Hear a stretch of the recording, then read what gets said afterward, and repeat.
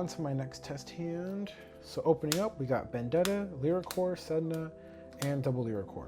This actually isn't a horrible hand at all. I think because I'm already holding the Sedna, so I'll get rid of the Benedette and I'll get rid of the one Lyriqour and see what else I can get just because I'm greedy. I could have kept the one Lyriqour because I need the rewrite anyway, but I've been blessed to get the Mermaid and the Liselotte. The Mermaid is a brick because unfortunately we already, well, not unfortunately, but we already have the Maxine in hand, so the Mermaid doesn't serve a purpose anymore except for being Rush Father. And Liselotte can help us out with our early game.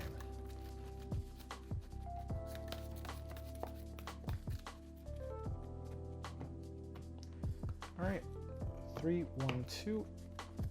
Okay, we'll go ahead and start our turn. Draw. Okay, we got a coral. That is a really good top deck. So you guys have seen this before. We'll use the starter to draw. Lyriquor, another good top deck. Fresh start coral kick in, and we draw. All right, so our luck ends there, but it's not bad at all. We'll soul charge the Mermaid in, so it did serve a purpose. And then that's the, and not the end of our turn yet, because I almost forgot. We have our Liselotte over here. We'll call it, and let's see what we get. We get a Sedna. So the Sedna doesn't do anything at the moment, but we already have one. So we'll call the Sedna to the rear guard circle. We'll call Sedna here, and then our opponent will attack us. They can't attack the Liselotte because it's in the back. We took a damage of 1 coral. It doesn't matter because we already have 1 coral in soul, which will soul blast out later. Draw for turn. Another critical trigger. That's fine. We're about to give our deck a good little shuffle with the Maxine. So we already have double Lyrical in hand. And we don't want to have to worry about screwing up with the rewrite. Yeah, we'll give it to our opponent. We'll give them the knowledge of the critical trigger in our hand, and we'll search our deck, and we'll take the 2 copies of Lyrical Veil.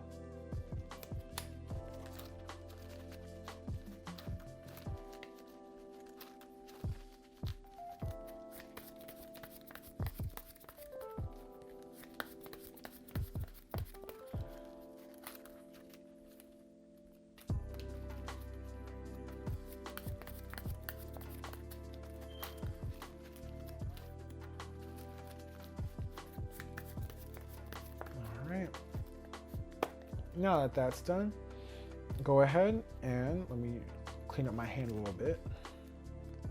Lyrical Veil, push. Lyrical Veil, Pursh, Lyriquor, and Sentinel. Okay, so we got to clean up our formation. We'll move Liselotte to the front, and we'll keep Sedna back. If you want to be greedy, you can already call the Sedna on top of the Liselotte, do the search, and then ditch whatever grade 3 you get. I already have a bunch of grade 3s in my hand, so I think, and I do want to hold on to it till later. So I think I'm going to keep my formation like this. I'll go ahead and drop my Lyrical Veil, activate that. Lyrical Veil will Soul Blast 2. We'll just Soul Blast Mermaid, and we'll Soul Blast our Coral. And then we'll go ahead and Superior Call to our rear guard, Coral, and Mermaid. We're going to call it to those rear guard circles because they make magic numbers, and our Vanguard already has the chance of a drive check. All right, Coral will kick in. We'll Soul Charge. We have a Parum. That's really good, actually. Okay, this might be, I think, the best test hand game yet. The Parum's good in the Soul because we'll Soul Blast it later for Lyrical Veil. Okay, we'll go ahead and enter our battle phase. We'll throw this first, which is 18. They say they guard that 1. They'll take the Vanguard, which is 10. Drive check. No trigger, but Maxine is a brick, so we have discard fodder for later. Mermaid will throw a 23. So our opponent's at 2 damage. They take their turn. They already know we have 1 damage, and they don't know what else we have in hand. So even if they play against us because they have more rear guards, we still have 1 counterblast available. And if a player knows what I'm doing, it's based off what I'm playing, my strategy, they know that it doesn't matter. So they can knock out one of my rear guards, but I can call potentially back for something better or something else. So assuming that they just don't care, they'll go ahead and attack the Vanguard, give me 1 point of damage, because since I have the 1 damage already available, it doesn't matter. Stand my units, draw for turn, and they don't want me getting the recall back on my cards.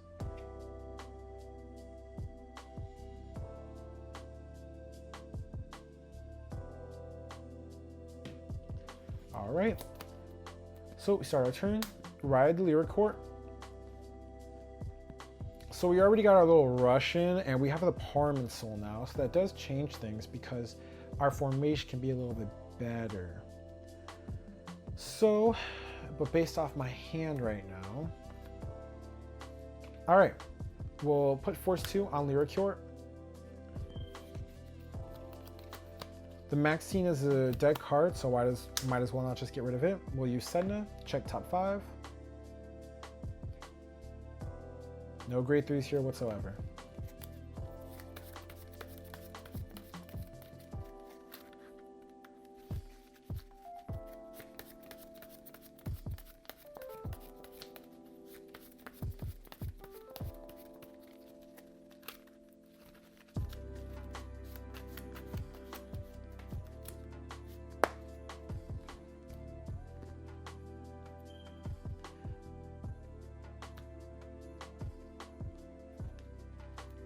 Oh, so I actually did a small misplay on my part, but that's why we do these things, again, like I said.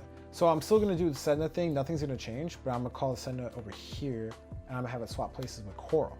And the reason being is because I took the Lyrical Veils back from this skill, I'll use Lyrical Veil again, I'll Soul Blast the Parum, and I'll Soul Blast this. I already have the rewrite in my hand, so I'm not worried about Soul. But the cards I'm gonna call this time are Liselotte and Parum. Coral goes to drop, and everything on my board gets intercept. I'll use Liselotte's skill to potentially get a better card. I got another Parum, which actually is better than the Murata. So I'll put Parum over there. I did Soul Blast this turn. The ability is continuous. So this automatically gets 10k, this gets 10k, and these get 5k. Since the Parum can't intercept, it's better off in the front row, even though it is the stronger booster / attacker. Well, maybe. I think it's better to switch it, actually. It is the stronger card, so we'll switch it so that it's safe for next turn. And the next turn I'll put a Force 2 in this area, because unless this gets blown up in a match. So we'll go in the battle phase. We'll hit 23. We're going to hit 31 because we're 18 plus 13, double critical. Do twin drive check. First, second, critical trigger. It doesn't matter where the power goes for this. And then Sedna will attack. She gets 5 because she's in harmony, so 13. 18, so that's 15, that's 13 plus 18. That is 31 plus 10, that's 41. So 41 with 2 crit. All right, and everything's good to go. 2 damage, we got 2 Parums out, which means we got big attacks coming next turn. For our next play, we do have 1 brick in hand, which is the Maxine, but it's discard fodder for anything, and we do have the Lene in hand, so that'll obviously be what Lene eats for if I have to drop that. And if I still have it or don't choose not to guard with my hand this turn instead of my board, I still have the Sedna to make up for that. And then I have Lyriqour's Rewrite, which will go into Lyrical Veil and get me my stuff back. It'll get me another Liselotte, which will get me what I need, because I do need to do Liselotte and Coral next turn for the soul charge. So I have to, that means that I gotta hold on to these, but I can get rid of these 3, because next turn I'll re-ride, get a Force 2, I'll put it in the column Parum, use Sedna's skill, call it over here, and then get something back. Or call it over here, because I do have to call the Liselotte and the Coral out. And the main reason being is because I need the soul setup for the next turn that I use Lyrical Veil. And I'm out of Lyriqours onto the next turn, so I need a way of getting more Lyrical Veils back onto my field. But either way, I should manage.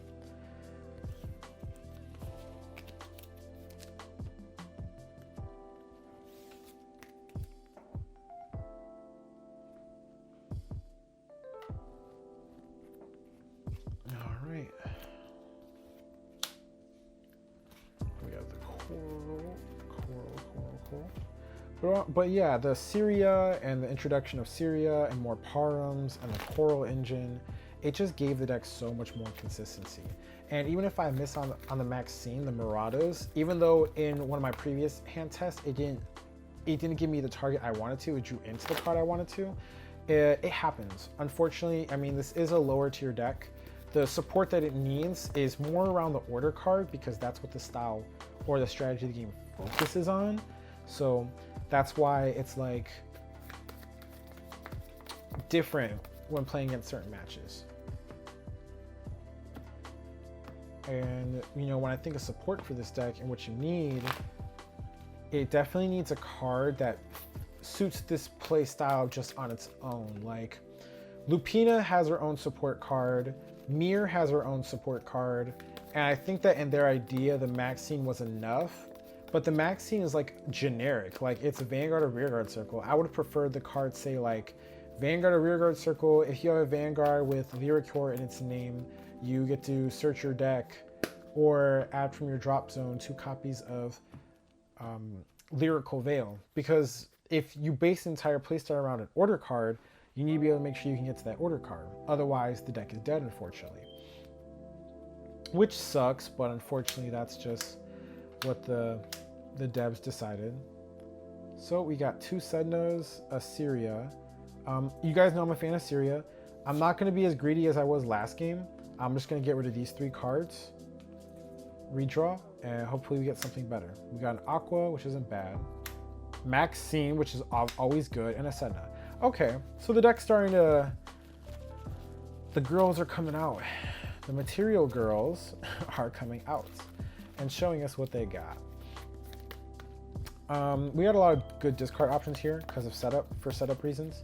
Naturally, we're going to ride into our 1 grade 1 unless we draw a Coral, which will obviously take the place of Sedna. And in case that happens, we'll just put Aqua into the soul and keep going with our additions to hand. And we top deck the Coral. Okay, ride Coral, draw. For starter, Maxine. Maxine's a brick, so it'll obviously be the card we use for Coral's soul.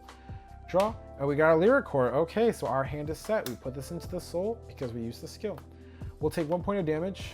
Murata's a brick anyway, so it doesn't matter. We'll stand and draw for turn. Maxine's a brick. And then we will go ahead and ride into the Maxine we have in hand. Maxine's effect will pop off. We can just discard the Maxine. It doesn't matter. And then we'll do that. Well, actually, my bad. The discard doesn't matter for her, but it does matter what I'm going to drop. I'm going to go ahead and get rid of the Seria because I'm going to call it back with my Lyrical Veils. I'll take my 2 Lyrical Veils from deck. There we go.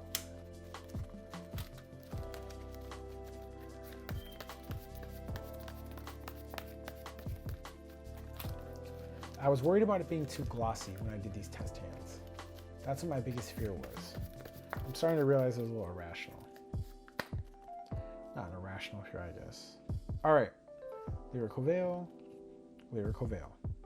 Okay, cool beans. So now that that's done, and we have in our soul a Coral and a Maxine,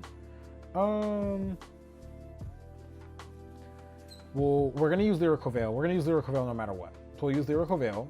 We're gonna obviously take back the Seria, and we'll use Maxine for cost, and then we'll take back the Coral. So my Soul Blast will be the Maxine I put in with Coral's skill and Coral herself. Call back the Coral.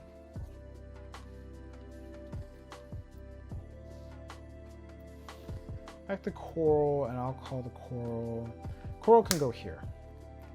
Yeah, I'll actually go here because this column is at numbers already. So Coral will go there.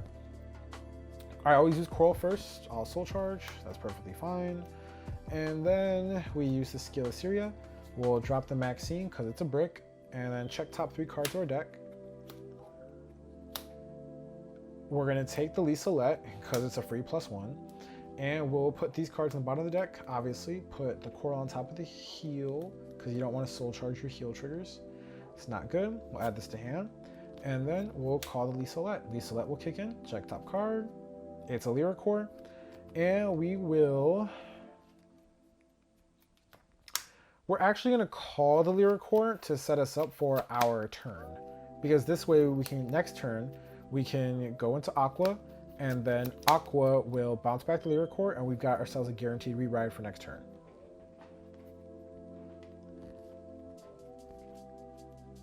But I'm gonna call it over here instead. case I change my mind, use it as an attacker, which I rarely will, but 10 to Vanguard. 10 to Vanguard, drive check. A Parum, that's really good actually, because we're gonna use the Lyrical Veil every turn to get big power.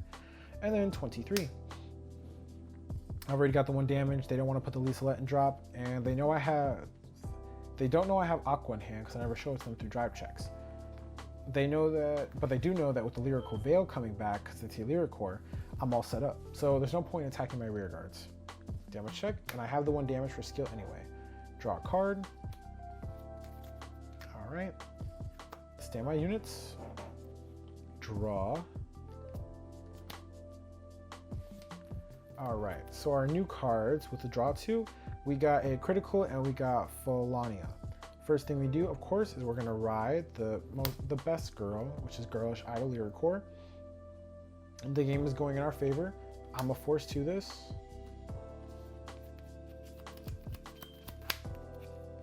So what I'm gonna do is, there's a few things I can do.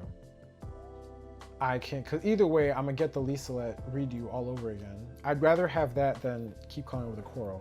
So I'm gonna have Seria retire, and I'm gonna call Top Idol Aqua. Top Idol Aqua will kick in, and I'll take Lyriqour to my hand. Lyriqour to my hand, draw, and it's a Pursh. Okay, so we'll get rid of the Parum, because the Parum can come back and do things.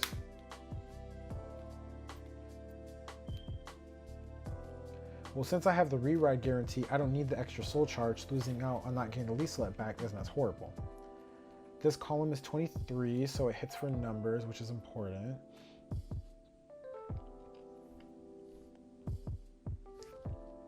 We'll go ahead and use Lyrical Veil. I didn't take it back from the drop zone because I always use it again. Lyrical Veil kicks in. Do our Soul Blast to 2. Get rid of Pursh. Get rid of Maxine, keep the starter in soul because I'm too lazy to look for it later. And then the cards we take back, we need 2 grade 1 boosters. Seria and Parum. I'm gonna go ahead and call, because I want my rear guards at big numbers. Parum here, Liselotte can go, and call Seria. I could have kept the Liselotte, but I actually should have went my first decision and kept the Lyriquor here, then Aqua, bounce this back, ditch something, call this here, still bounce back this, then call this here, and then I could have had this be here for an intercept, and that right there. But I'd rather have a stronger column anyway. So now she'll kick in. Everything in my hand is good. The Phalania too. The Phalania doesn't do shit because, well, I can actually drop the Phalania. She doesn't do anything because I already have the rewrite in my hand. So I'll drop her. And if not, I have the grade 1 unit that can get her back. Look at the top 3 cards in the deck. And we will, at this point, we're going to make power play. So we'll take the Parum and then we'll just heal this. On the bottom of the deck, we already have another heal trigger set. So our deck is stacked. 2 heal triggers on the bottom because I don't need heals right now, so I'm not worried about shuffling my deck for that.